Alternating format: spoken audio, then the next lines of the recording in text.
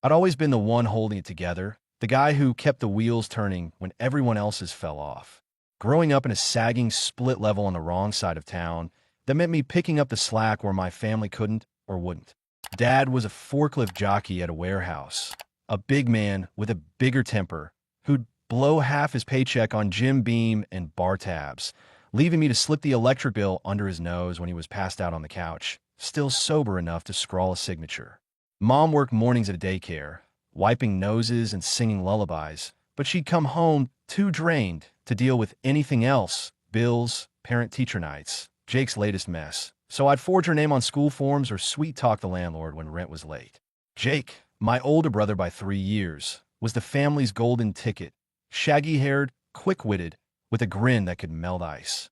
Teachers let him coast on charisma. Girls trailed him like moths to a porch light, and my parents hung their faded dreams on his every word. He'd skateboard down our crack street, dreaming aloud about making it big, while I mowed neighbors' lawns for $10 a pop to buy my own clothes. Hand-me-downs weren't an option when Jake wore everything out first. Me, I was just Nate, steady, invisible Nate, the kid who fixed what broke. So when Jake called me up 3 years ago, his voice buzzing through my cracked phone like he'd just won the lottery, I wasn't surprised. "Nate, bro, this is it," he said, all fire and swagger. "My shot, a real business. Artisanal coffee subscriptions, high-end stuff. I need some cash to kick it off." I was 26, sweating over a diner grill by day, hauling boxes in a warehouse by night, socking away every dime for a car to ditch the bus's rattling, exhaust-choked purgatory. But Jake had this knack. He'd lean on that old line, "You're the only one I can count on," and I'd buckle.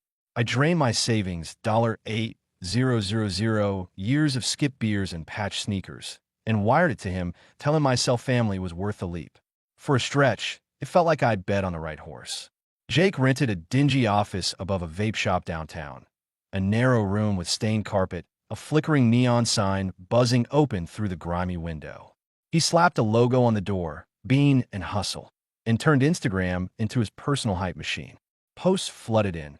Him in a thrift store blazer, shaking hands with investors at trendy bars with exposed brick and overpriced whiskey. Captions screaming, "Hustle never stops." He'd text me grainy pics, him posing with espresso machine, grinning next to stacks of coffee bags, or scribbling on a whiteboard with words like scaling and disrupt. "Met a guy who knows the mayor," he'd brag, voice crackling with static. My parents ate it up like gospel. Dad would call after his shift, boots still caked with warehouse dust, and crow, "Your brother's got balls, Nate. He's gonna lift us out of this shithole." Mom was worse. She'd sit at the kitchen table, her faded floral apron stained with spaghetti sauce, and wax poetic about how Jake was chasing his destiny, her eyes misty like he was launching rockets instead of roasting beans. I'd nod, grease under my nails from the fryer. My shoulders knotted from lifting crates till midnight. My car fund was a memory, but I kept quiet. Figured it'd all come back when Jake's empire took off. He'd sworn to pay me double, and I clung to that promise, muttering it to myself on the bus home. The seats sticky with God knows what. The engines rumbled, drowning out my doubts. The shine dulled quick, though. 3 months in, Jake's updates turned foggy. The investor selfies vanished, replaced by artsy shots of coffee mugs steaming in dim light, paired with vague quotes like "patience is profit." I'd see him at family dinners, the air thick with Mom's overcooked roast and Dad's cigarette smoke, and press him. "How's the business?" I'd ask, passing the lumpy mashed potatoes. He'd flash that megawatt grin, all teeth and charm, and say, "Building something epic, little bro, takes time." But I wasn't blind. One rainy night, after a brutal warehouse shift, I borrowed my buddy Carlos's Civic and cruised by the office. The blinds were shut tight, a for lease sign taped crookedly to the glass, rain streaking it like tears. I call him the next day, voice tight. "What's with the sign?" He laughed, smooth as ever. "Moved to a home setup, cuts costs, smarter play."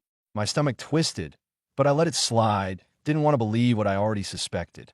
My parents didn't flinch. They'd fire up the rusty grill on their sagging deck, slap on some discount steaks, and grill Jake about his strategy while I sat on a splintered lawn chair, nursing a warm Bud Light, wondering when he'd mention my $8,000. He never did. Mom would pat his arm, cooing, "We're so proud, honey," and Dad would nod, exhaling smoke rings, while I traced cracks in the concrete, counting the hours I'd traded for his fantasy. Then the ass piled on. It wasn't just my savings anymore.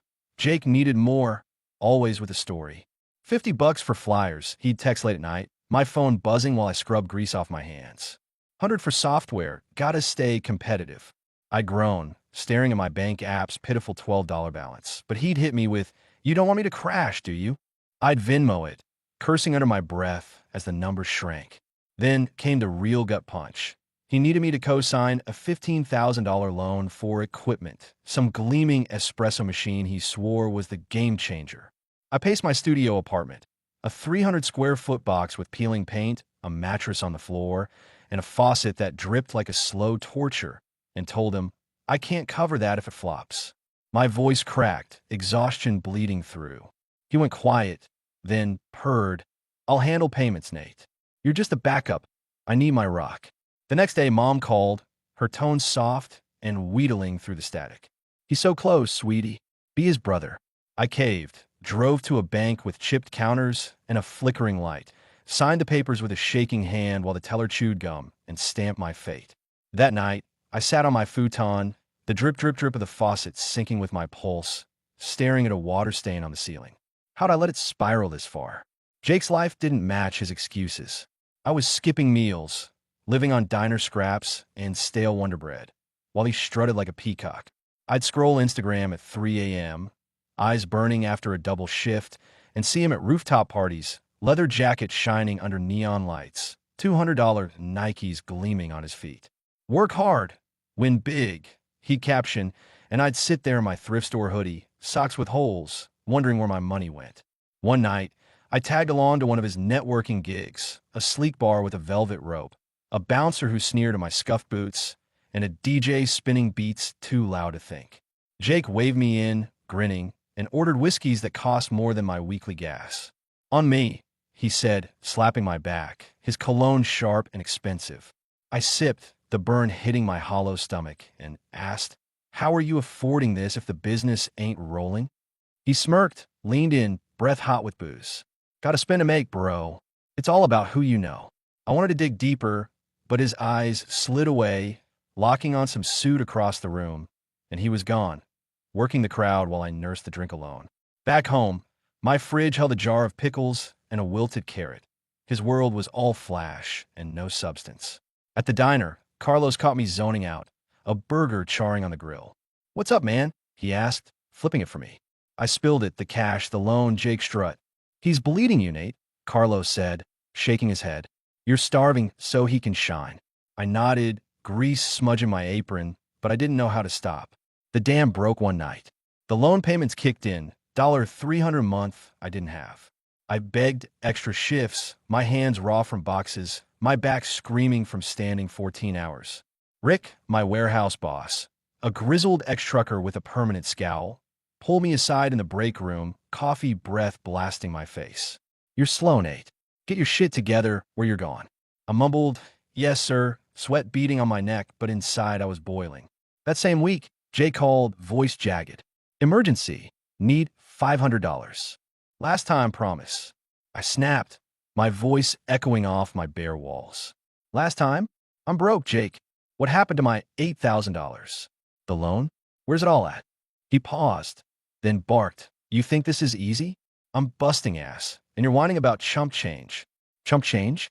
My vision blurred, rage surging. "I'm done," I said low and final, and hung up. He called back, voicemails piling up. "You owe me, Nate, and family doesn't quit." I deleted them, hands shaking, and sank onto my futon, the faucet's drip mocking my heartbeat. I felt it all. The years of propping him up, the lies, the weight crushing my chest. I was bone-tired, hollowed out, and I wasn't his mule anymore. The truth seeped out, slow then torrential. A week later, Ryan, my high school buddy who'd stuck around town, texted a screenshot from a local forum. Some guy was raging about Bean and Hustle, claiming he'd shelled out $200 for a coffee subscription that never showed. Scammer ghosted me. The post fumed. My chest tightened like a vice. I dug in, found Yelp reviews trashing it as a fake front, a Reddit thread with 5 others saying they'd been duped too, one guy even posting a photo of an unopened Bean and Hustle box that turned out to be empty. I called Jake, hands trembling, voice sharp. People saying you ripped them off. What's this shit? He laughed, a jagged edge to it. Haters, Nate. They're mad it didn't work out. Jealous pricks. I wasn't swallowing it. My money, where is it? No bullshit. Click. He hung up. No charm, no spin, just silence. I sat there, phone dead in my lap, knowing it was gone, pissed away on bar tabs and sneakers, not a bean in sight. I hauled myself to my parents' house that Sunday, the air heavy with roast and stale smoke. They were in the living room, Dad sprawled in his recliner, beer can sweating on the armrest, TV blaring a football game. Mom fussing with a tray of lumpy oatmeal cookies, her slippers scuffing the worn carpet. I stood by the TV, hands shoved in my pockets, and let it rip. Jake's business is a scam. I gave him $8,000, co-signed a $15,000 loan, and it's all lies. I'm out. Mom's face crumpled, tears spilling fast. No, honey, he wouldn't do that. Dad glared at the screen, muttering, "You're making a mountain out of nothing." I yanked out my phone, showed the forum posts, the reviews, the photo of that empty box. He's screwing everyone, me most of all. I'm broke, keeping him afloat. Mom shook her head, voice quivering. He's just struggling. You don't abandon family. Dad grunted, he'll figure it. Quit overreacting. I wanted to scream, to flip the coffee table and shatter their denial, but I just said, not my problem anymore, and stormed out, the screen door banging shut, the sound echoing down their quiet street. They didn't see it, refused to. Jake hit back hard. He showed up at my place days later, pounding the door till the frame shook, waking half the building. I opened it, arms crossed, and he barged in, pacing my tiny living room, kicking my pile of work boots into the wall. You snitched to Mom and Dad? You're fucking me over, he roared, face red, veins popping. I laughed, bitter and loud. Fucking you over? I've got nothing left because of you. You scammed me, Jake, me, and who knows how many suckers. He pivoted, eyes softening, stepping close enough I could smell the stale beer on his breath. I messed up, all right? But I'm this close. Give me one more chance, and I'll pay it all back double like I said. That old song, the one that had reeled me in too many times. Get out, I said, pointing to the door. He froze, then sneered. You're weak, Nate. Always were. I grabbed his jacket, shoved him hard toward the exit. Out, he stumbled, yelled, You're dead to me, you prick, and slammed the door so hard the hinges groaned. I slid down the wall, head in my hands, the faucet dripping in the silence, but it wasn't pain, just a sharp, clean break, the first breath after drowning. The fallout roared in. Jake's business cratered. Customers spammed his Instagram, demanding refunds he couldn't cough up. He posted rants. Toxic people kill dreams, but the comments turned savage. Pay me my $150, thief. My parents called daily. Voicemails piling up like debt notices. Talk to him, Nate. He's lost without you. I hit delete, their voices fading into static. The loan company slapped me with a $50 late fee. Jake hadn't paid a dime, and it was my neck on the block. I sold an old guitar, strings rusty from years untouched, to cover it, but my credit took a hit anyway. Nights were spent hunched over my phone, Googling how to fix credit score, my eyes gritty, the screen's glow burning my retinas. Work was a tightrope. Carlos covered for me when I zoned out, burgers smoking on the grill, but Rick's warnings rang in my ears. Last chance, kid. I was livid, at Jake and my parents, at the fool I'd been for buying his act. But I wasn't folding. One night, over warm beers at a dive bar, sticky tables, jukebox crooning Springsteen, Carlos slid me a Coors and said, You've been his pack mule since diapers. Cut the rope. He was right. I carried Jake since we were kids, cleaning his spills, believing his hype. No more. I blocked his number, told my parents I was out, and started clawing back. Rent was late, my stomach growled through shifts, but I hustled. Extra hours, side gigs fixing neighbors' leaky sinks. I wasn't sinking, I was climbing. Time crept on, dulling the chaos. Mostly, I'd walk past that old office some nights. The for lease sign faded to a smear, a relic of Jake's con. My parents backed off after weeks of silence, probably betting I'd crack and call first. They didn't get it. Cutting him loose wasn't just about cash. It was me breathing again. Work steadied. I grinded hard, saved scraps. The car fund ticked up, $1.20 from a slow shift, $50 when a regular tipped big at the diner. I'd picture it. A beat-up sedan, no AC, just mine, rolling past the bus stop where I'd shivered through icy dawns, my breath fogging in the dark. Jake didn't fade, though. Word trickled in. He'd slunk back to Mom and Dad's, crashing on a pull-out in their basement, the one with a musty plaid cover Mom swore she'd wash someday. My cousin Lisa, a no-nonsense nurse who'd seen through Jake since we were teens, texted me one afternoon. He hit me up for $200, same big idea crap. Told him to shove it. I grinned at that, but my parents weren't so sharp. They started dipping into their 401k to keep him fed, swallowing his sob stories about relaunching. Lisa said Mom broke down at a family barbecue, her voice low over the hiss of burgers on the grill. We can't let him fail. He's our boy. I didn't call. I'd screamed into that void before. They'd learn when he bled them dry. Dad tried playing tough once, I heard, cut Jake off for a week, made him sleep in the garage. But Mom caved, sobbing about her baby, and back he went, sprawled on that pull-out like a king. Then the real blow landed. A collection agency called at dawn. 8 a.m., me stumbling out of bed, still reeking of fryer grease. You owe $10,000, the guy droned, voice flat as pavement. Loan from last year. I froze, coffee mug halfway to my mouth. I didn't sign shit. The email docs, my name, my signature, dated right before Jake and I cut ties.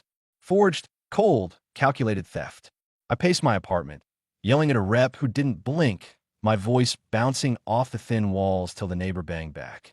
I scraped cash for a lawyer, Paul, a wiry guy with a cheap suit and a comb-over, draining my car fund again. Weeks of hell followed. Affidavits, bank calls, me chain-smoking on my fire escape to keep from cracking. Finally, security footage showed Jake, not me, smirking as he signed, his leather jacket catching the light. The debt lifted, but I was a wreck, checked my credit hourly, jumped at every unknown number, half expecting another shoe to drop. I called my parents, voice flat over the line. Jake forged my name, stole $10,000 in my name. Mom whispered, "He's hurting, Nate." Like that excused it. Dad coughed, said nothing. No sorry, just pity for their thief. I hung up, done with their blindness. Jake's world kept imploding. His Instagram flipped from brags to pity parties, family cuts deepest. He'd post looking rougher each time, beard patchy, eyes sunken under a faded cap. His crew bailed. Turns out free rounds mattered more than him. Lisa said he tried selling a crypto scam at a dive bar, some nonsense about digital coffee futures, and got laughed out, beer bottles clinking as he bolted. He couch surfed after that. I heard, when Mom and Dad finally locked their accounts, Dad's voice booming, "No more," though it never lasted. I didn't pity him. He'd had every chance I clawed for and torched them all. I kept moving. The warehouse bumped me to supervisor. Longer hours, better pay, a clipboard instead of crates. I bought that car, '09 Toyota, dented fender, squeaky brakes, and drove it home, windows down, wind whipping my hair, grinning like a kid who just won something. My parents called once, pushing a Christmas reunion over a crackly line. "Not my mess," I said and hung up. Jake was their anchor. I'd cut the chain. Years dulled the sharp edges, left me standing where I'd once stumbled. 2 years out, I was solid, not rich but real. I'd moved into a one-bedroom off a noisy street. Cheap rent, thin walls, a thrift store couch with a spring that poked my ass. The loan was down to $5,000. I chipped at it, every payment a quiet fuck you to Jake's chaos. Work was steady. I'd met Mia, a bartender with dark hair and a laugh that sliced through bar noise like a blade. She didn't care I wasn't some dreamer. She liked that I showed up, that I didn't flake like the drunks who stiff her tips. We'd sit on my rickety balcony, splitting a six-pack, her teasing me about my shitty taste in action movies. Die Hard's not a masterpiece, Nate, while cicadas buzzed below and streetlights flickered. It was small, raw, a lifeline after years of being the family packhorse. Jake was a shadow by then. Lisa sent a pic from a cookout I dodged, him slumped in a lawn chair, beer guts spilling over faded jeans, no leather jacket, just a stained hoodie and a scowl. She said he'd pitched NFT coffee, some half-baked gibberish, and got eye rolls, the uncles chuckling into their beers. Mom and Dad kept him in their basement, but they'd hardened, hid their debit cards, locked the liquor cabinet after he'd drained a bottle of Dad's good bourbon. Lisa overheard Mom at the grill, voice low over the sizzle. "We don't know how to fix him. He's slipping." They didn't hype him up anymore. Guess the glow fades when your stars avoid sucking everything in. I saw him once, pure chance, at a gas station at 2 a.m., me filling up after a shift. His Honda rattled in, rust eating the fenders, bass thumping like he was still 19 and untouchable. He spotted me, paused, then shuffled over, hands in his pockets. "Nate," he rasped, voice like he'd smoked a pack that day. I nodded, kept pumping. He tried the old grin, crooked now. "Been meaning to hit you up? New hustle. Need a partner." I snorted, short and sharp. "Pass." He blinked, thrown. Still pissed about all that old shit. I capped my tank, met his eyes, tired hollow the spark gone. Not pissed. Done. I drove off, his shape shrinking in the rear view. No drama, just dust. My parents tried one last tug. Mom called, voice thin, saying Dad had a scare. High blood pressure, doctor's orders to de-stress. "It's Jake," she admitted, finally, her words trembling. "He's wearing us out." I waited for the plea, me to swoop in, fix their golden boy again. "Sorry," I said, "but that's on you." She sobbed, called me cold, but I didn't bend. They'd picked him over me too many times, let them sink with him. Word came they sold the house, traded the split level for a condo with thin walls, no yard, savings gutted by Jake's debts. Dad's forklift days were done. He was on disability now, Mom picking up extra daycare shifts to cover the gap. Tough break, but not my load. Mia moved in that summer, her cat clawing my couch, her lavender candles fighting the stink of my work boots. We started saving, slow, for a ring someday. The warehouse bumped me again, more desk, less sweat, and I paid bills without panic. Jake? Lisa said he was bussing tables at a greasy spoon, still chasing the next score, spilling ketchup on his apron while muttering about haters. My family's fractured, but I've got mine, Mia, a life I carved out. Time smoothed the raw spots, left me tougher where I'd been soft. 3 years later, I was good, really good. Mia and I had a rhythm, her brewing coffee in our cramped kitchen, me burning toast and cursing the smoke detector, her laughing as she waved a towel at it. The apartment smelled like her candles now, not just grease and regret. I paid the loan off last month, threw an extra $20 of the final payment just to feel the wind, dead zeroed out on my cracked phone screen. Work was solid. Management meant clipboards and bitchy emails, but I'd take it over crates any day. Driving home in my Toyota, radio humming some Springsteen track, I'd feel it. I'd built this, no strings dragging me back. Jake was a husk. Lisa said he'd hit bottom, caught pocketing tips at the diner, fired on the spot after a cook ratted him out. Mom and Dad dragged him back again, but they were shells, gray, quiet, trapped in that condo with a son who'd never climb out. She texted once, "He's sorry, Nate. Wants to talk." I left it unread. I'd seen his sorry, tears at a bar, vows over shots, all vapor. Mia caught me staring at my phone one night, her cat purring on my lap, a glass of cheap Merlot in her hand. "Family crap?" she asked, eyebrow up. "Yeah," I said, same old noise. She squeezed my shoulder, let it drop, her knowing I'd carry what I could, no more. That's why I loved her. She didn't push, just stood with me. I ran into Dad at a hardware store one Saturday, grabbing paint for our place. Eggshell white, Mia's pick. He looked ancient, stooped, hands trembling on a can of primer, his flannel patched at the elbows. "Nate," he said, startled, nearly dropping it. I kept it short. "Mom okay?" He sighed, rubbed his stubble, eyes sunken. "She's hanging on. We're managing." I knew Jake, always Jake. "He's trying," Dad added, voice weak, like he was convincing himself. "Sure," I said, grabbing my can. "Take care." I walked off, no heat, just distance. They'd locked themselves in with him. I wasn't climbing in. Mia and I got engaged that fall. Cheap ring from a pawn shop, her eyes shining when I slid it on. We threw a party in our cramped living room. Carlos brought tequila. Lisa hauled a cooler of beer, friends crammed on the couch and floor. No family invites, just our people.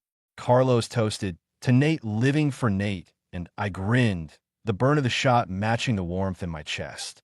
Jake's name's a whisper now. Last I heard, he was hustling pool at a dive, scrounging gas money, still spinning tales of the big one. Mom and Dad faded. I didn't chase them. The old family's ash, but I've got mine. Mia, a future we own. Looking back, it's insane how long I let Jake's shadow choke me. I thought family meant bleeding dry, no questions, no limits. Cutting him free taught me. Loyalty's a trade, not a debt. I've got Mia, a life I forged, coffee on the porch, her cat shedding on my jeans, a job that's mine. Guilt sneaks in late. Could I have yanked him out of his spiral? Then I see his smirk, my empty fridge, the nights I went hungry for his lies, and it's gone. He chose his ditch. I chose my road. Jake's still drifting. Carlos saw him last week at a gas station, buying scratch-offs with crumpled singles, ranting about the system to a cashier who didn't care. Mom and Dad are echoes tethered to him in that condo, their dreams pawned for his cons. Dad's forklift pension barely covering rent. Mom's daycare checks eaten by his tabs. They don't call. I don't either. The family I knew is dust, but I'm standing, traded their storm for my calm, their weight for my wings. I'm not the fixer, not the fool. Just Nate, living my own damn life. And that's more than enough. Like the video, give it a thumbs up, subscribe to the channel, and hit the bell so you don't miss our next story. Drop a comment below what you think of Nate's choice. Would you have backed him up or done things differently? See you in next one.